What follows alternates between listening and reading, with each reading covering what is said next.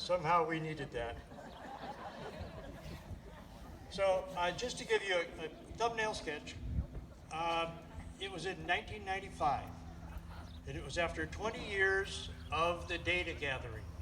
We were all just about the facts. You know, you just go out, you get the data, you record it, you write the paper, you issue the data and your findings and all that, and that's how the Center for Whale Research operated, and I was a volunteer with that.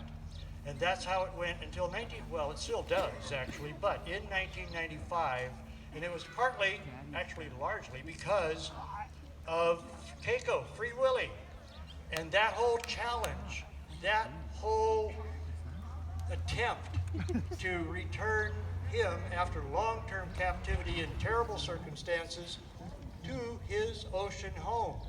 And it took a long, long time, and many mistakes were made, and many misperceptions and detours that shouldn't have been made. But he finally made it, and he showed it can be done.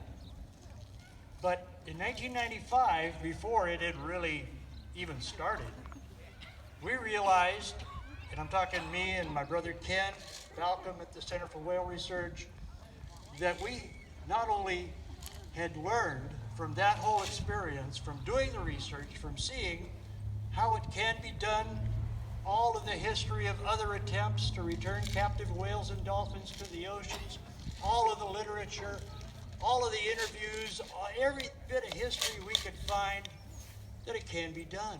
It certainly can be done, and we had a far better candidate in Tokitai, in Miami, our own southern resident Orca. So we turned our attention to her, and we tried to make that happen. And Ken started it, actually. He announced it with the governor and the Secretary of State beside him.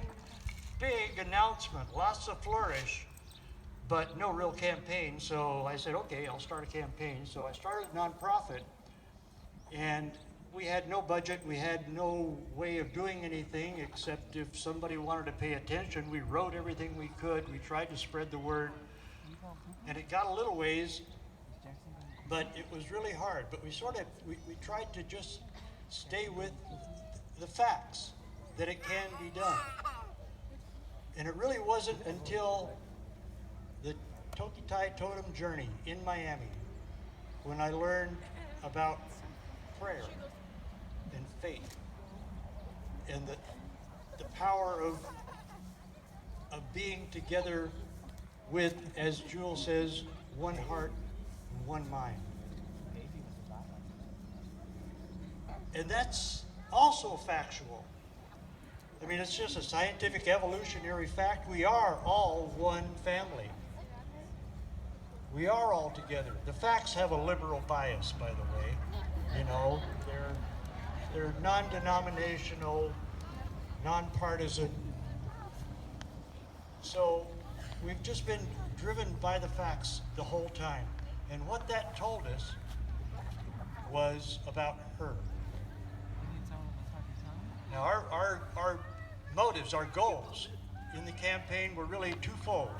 One was to tell her story, because once you learn about where she came from, about her family, about the southern residents, about their lifetime bonds of love and trust and affection that we were seeing every day, and that were, you know, in the literature, that's the demographic story. Once you understand that, and once you understand just how she lived, you know she's got to come home. So telling her story was a beautiful thing to be able to do. We were privileged. I was grateful that we had that story to tell, and that it was so powerful that it turned a lot of people. And I talked to Rachel just this morning, who told me that she was 11 years old when she first heard, and she was totally engrossed and did the research and read everything she could. And it's her story, it's Tokitai's story that has motivated her, and she's been in it ever since. Rachel and her mom, Suzanne, bring us the mural everywhere. that Melanie and her creative genius and friends have created.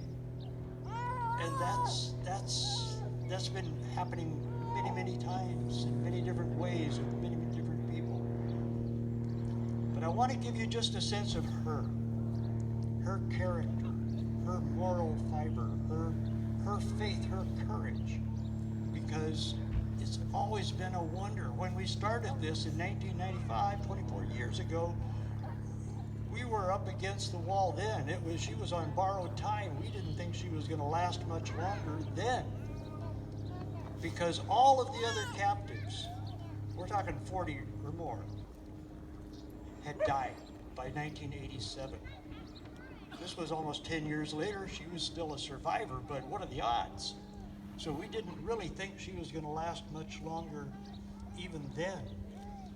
And now it's been 24 more years to ponder, how does she do it? How does she face each day? How does she live all night in total isolation? Orcas don't sleep. They have to be awake to breathe. And to live in those same lifeless white walls of this bathtub that's not as deep as she is long. And to hear that blaring music and those dancing trainers come out and tell her, breach, breach again, roll over, slap your fluke, slap your tail, splash the audience.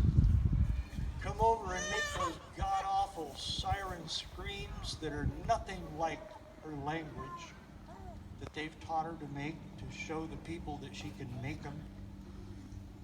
All for her little chunks of dead frozen fish. Every day, twice a day. When she got there in 1970, there was an adolescent male they called Hugo, who was captured in Puget Sound, was a southern resident orca, so a relative of hers. So at least she had some company in captivity for 10 years. But as he grew, as he matured, not adult yet, but as a later adolescent in his mid-teens, he began to bash his head against the wall. He was more and more aggressive. He started pulling trainers into the water. He didn't hurt anybody that we know, didn't kill anybody or we would know, but he kept bashing his head against the wall until he finally died of a brain aneurysm in 1980. What does that tell you about those conditions? So how does she do it? Where does she summon up the strength, the courage to keep her mental health, to keep herself sane? There is one little story that helps me understand.